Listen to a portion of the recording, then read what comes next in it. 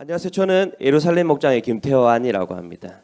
하나님을 경험하는 삶 공부 가운데 저에게 깨닫게 하시고 나의 삶을 변화시킨 부분을 여러분들과 나누고자 이 자리에 섰습니다.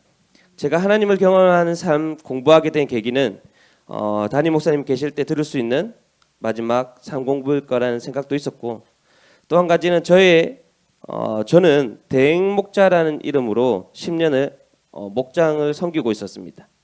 하나님을 경험하는 삶을 이수해야지만 정식 목자가 될 수 있다는 것이 저에게는 하나님을 경험하는 삶을 공부하는 이유였습니다.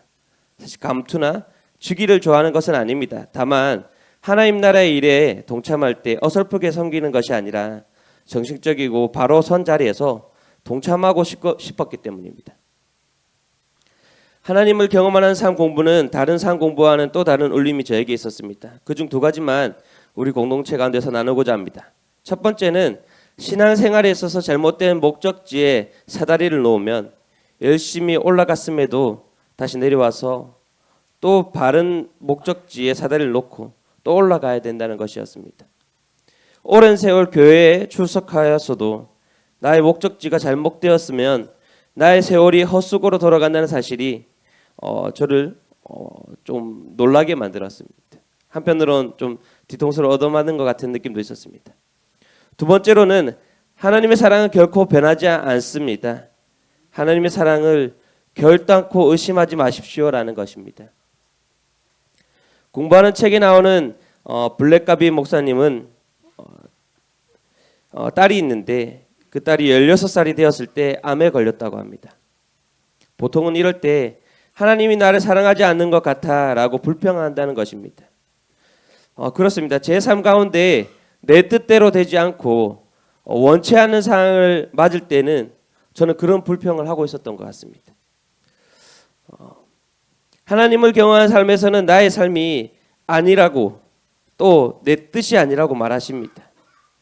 주님의 삶 가운데 내가 있는 것이고 주님의 뜻 가운데 내가 있는 것이라고 말입니다. 이렇듯 모든 상황이 주체가 하나님이어야 한다는 것이 많이 깨닫게 되었습니다.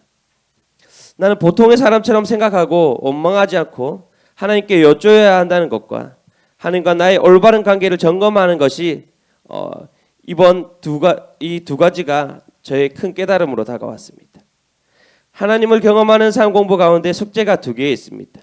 하나는 매일매일 나의 삶을 하나님을 경험하는 7가지 실체 가운데 적용하는 것입니다.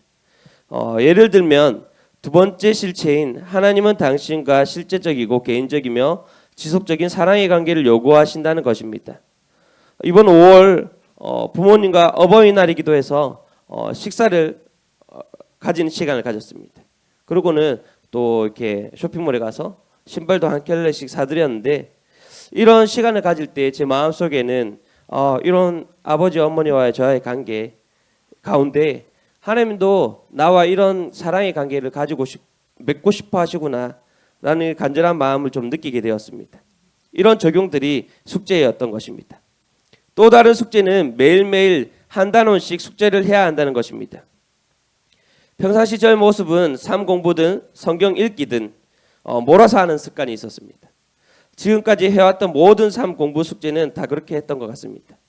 하지만 이번 하나님을 경험하는 삶 공부 가운데 매일매일의 숙제는 하나님께서 나와 매일매일 관계를 맺고 싶어 하신다는 생각이 들어서 13주 가운데 딱 하루 빼고는 매일매일 숙제를 했던 것 같습니다. 그런 이런 변화들은 제 삶 가운데 있었지만 삶 공부가 끝나고 나의 일상 가운데 다시금 예전의 저의 모습으로 돌아갈지도 모르겠습니다. 하지만 지속적인 하나님과의 사랑의 관계를 이루어 나갈 때 하나님을 경험하는 삶 가운데 제가 살아갈 줄 믿습니다.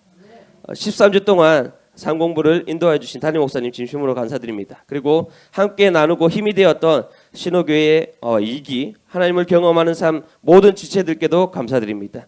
함께함이 이렇게 즐겁다는 것을 맛볼 수 있게 하신 하나님께도 감사를 드립니다. 하늘 복 많이 받으십시오.